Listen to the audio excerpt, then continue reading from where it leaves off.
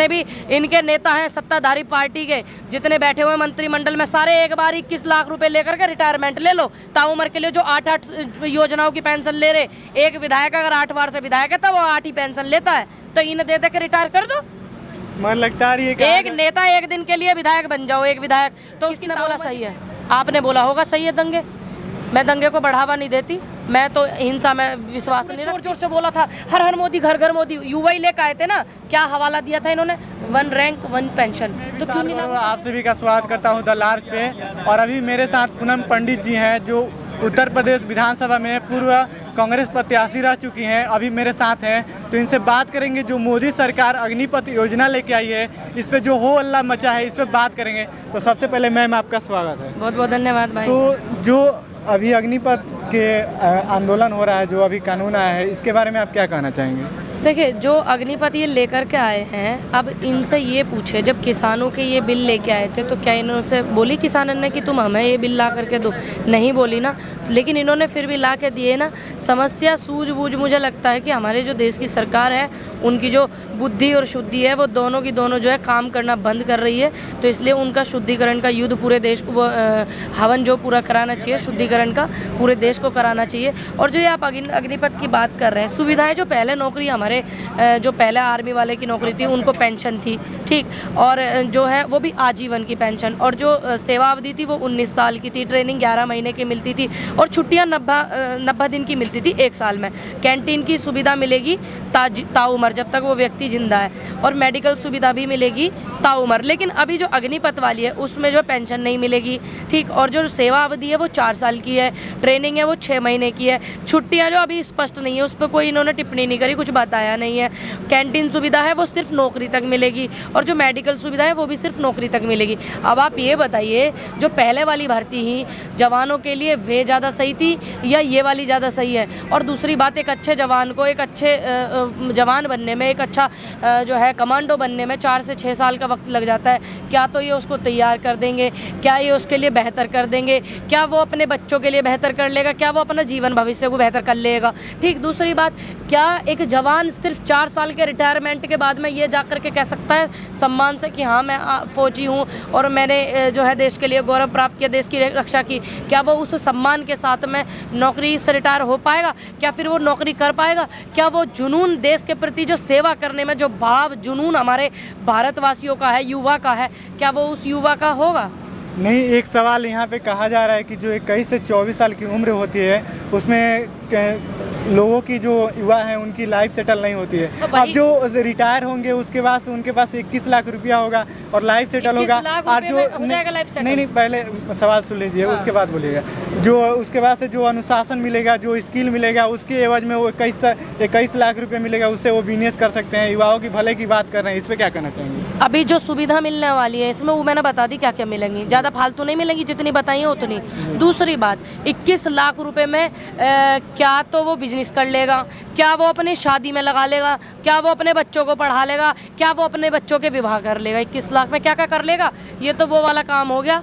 क्या बोलते हैं, जो ये 2-2 हज़ार रुपये खाते में दिए, आज तक किसान सोच रहे हैं उन 2 हज़ार में मैं खाद पानी लगाऊं खेतन में, या अपनी बेटी की शादी करूं, या अपने घर परिवार को चलाऊं, या नया मकान बनाऊं, या बीमा करवाऊं। वो नहीं थाम पा रहा उन 2 हज़ारों को किसान। तो मुझे लग रहा है यू वाली सुविधा दे रहे हैं। ये क्या कर लोगे 21 लाख में? क्या होता है 21 लाख रुपए?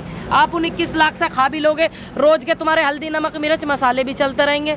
महंगाई किस दर पे पहुंच रही है, और वो पूरे जो है ताउम्र जिंदगी में पेट्रोल उससे मोटरसाइकिल पे भी घूम लेगा, ठीक है, गाड़ी भी से भी घूम लेगा, जो भी उसके पास साधन हो। क्या कर ले 21 लाख में? कहा हो 21 लाख में? जितने भी इनके नेता हैं सत्ताधारी पार्टी के, जितने बैठे हुए मंत्रिमंडल में, सारे एक बार 21 लाख रुपए लेकर के रिटायरमेंट ले लो। ताउम्र के लिए जो 8 योजनाओं की पेंशन ले रहे, एक विधायक अगर 8 बार से विधायक है तो वो 8 ही पेंशन लेता है, तो इन्हें दे के रिटायर कर दो। मन लगता है एक नेता एक दिन के लिए विधायक बन जाओ, एक विधायक, तो उसकी ताउम्र की फैसिलिटी सुविधाएं मिलती रहेंगी हैं। और आज आर्मी वाला जो देश की रक्षा करता है, खुदा ना खास्ते ऐसी चीज़ें भी होती हैं, शहीद भी होते हैं हमारे भाई हैं, वो क्या क्या कर लेगा? अगर मान लीजिए 4 साल के पीरियड में अगर कोई इस तरीके का व्यक्ति ऐसा हो जावे, फिर उसका परिवार, उसको ये नहीं है कि आपने पैसे दे दिए तो सारी चीज़ें हो गई। तो अरे ये अगर अपने देव से दे रहे हैं। आपकी अगर सरकार आती है, 2024 में चुनाव भी है, तो क्या ये जो कानून है इसको नहीं माना जाएगा, इसको रद्द किया जाएगा? और जो अगर सरकार में आएंगे जो मंत्री, विधायक, सांसद, उनका पेंशन ख़त्म किया जाएगा? देखिए, ये जो हमारे हाईकमान के निर्णय हैं, ये उनके आदेश जो हमारी पार्टी के बोलेंगे वो उनका, लेकिन जो आप मेरा खुद का पर्सनल आप पूछना चाहते हो तो मैं जो है पूर्ण रूप से अग्निपथ योजना जो है मैं जो है उसको बिल्कुल स्वीकारती नहीं हूँ, क्योंकि उससे प्रभावित होकर के हमारे देश के ऐसे जाबाज लोगों ने जो 8-8, 6-6 साल मेहनत करी है ना, उन्होंने 61 लोगों ने आत्महत्या कर ली इससे प्रभावित होकर के। तो मैं इसको कभी भी अग्निपथ योजना को समर्थन नहीं दूंगी, जो मेरा अपना पर्सनल वो है। लगातार कहा जा रहा है कि विपक्ष भड़का रही है युवाओं को। क्यों? युवा पागल है, पढ़े लिखे ना, अन्न ना खा रहे। जो सरकार में अगर जनता को और युवाओं को, किसानों को कांग्रेस सपोर्ट नहीं करेगी या विपक्ष सपोर्ट नहीं करेगा तो कौन करेगा? ये तो ये चाहते हैं दंगा हो कि रहा है, वो सही है? किसने बोला सही है? आपने बोला होगा सही है दंगे। मैं दंगे को बढ़ावा नहीं देती, मैं तो हिंसा में विश्वास नहीं रखती, ठीक है। लेकिन मैं यही बोलूँगी कि देश में शांति बना करके रखें, आपके साथ हम भी हैं और सब लोग हैं आपके साथ। लेकिन एक व्यक्ति की तुम ज़िंदगी जलाने के लिए निकले हो हैं और उनके पूरे जीवन को वो करने में निकले हो, ख़त्म करने में, प्रभावित होकर आत्महत्या तक करी है, उनके बारे में तो तुम्हें बिल्कुल नहीं सोच रहे। तो कांग्रेस पार्टी है, मेरे हाथ में दंगे रोकने, मैं तो सबसे अपील कर सकूँ जी, देश में शांति रखो। और मेरे हाथ में तो मैं तो बिल्कुल जो है जो हमारे देश की जनता को नहीं चाहिए, मैं ऐसे कानून लेके ही नहीं आने की। मैं प्रधानमंत्री हूँ, जो मेरे कहने से कुछ चीज़ हो जाएगी? बताइए आप। जो कांग्रेस पार्टी है उसकी आगे की रणनीति क्या होने वाली है इसको लेकर?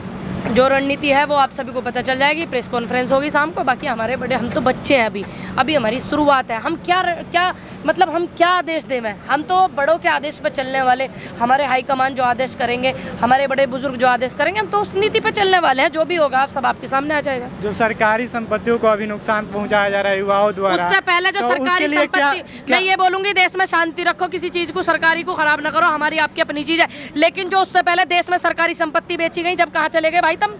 जब करे तब नहीं नेताओं के इंटरव्यू कि तुम काय को बेच रहे हो सरकारी संपत्ति। हाँ, जब तो इन्होंने जो ये लिए थे वोट युवा को, जब युवा ने पूरे जोर जोर से बोला था हर हर मोदी, घर घर मोदी, युवा ही लेकर आए थे ना, क्या हवाला दिया था इन्होंने? 1 रैंक 1 पेंशन। तो क्यों नहीं लागू कर रहे भाई? इतनी सब योजनाओं के बाद भी उत्तर प्रदेश में पूर्ण बहुमत की सरकार बनते, कहाँ का जैसे सरकार बनी है, हमें भी पता, पूरे देश को पता कैसे सरकार बनी है। ये इन बातों ने जितने आप ढके रहने दोगे, ढके ही रहने दो ना, तो उगड़े मुर्दे में हवाई आवे और फिर सारे सरकार को इतनी बदबू आ जाएगी, जनता से हद से ज़्यादा पता। तो हमारे साथ पूनम पंडित जी थे। ये पूर्व जो उत्तर प्रदेश में चुनाव हुआ विधानसभा का, उसमें कांग्रेस की प्रत्याशी रह चुकी हैं। इस पे लोगों की और भी राय हम रखने की कोशिश करेंगे, तो बने रहिए हमारे साथ।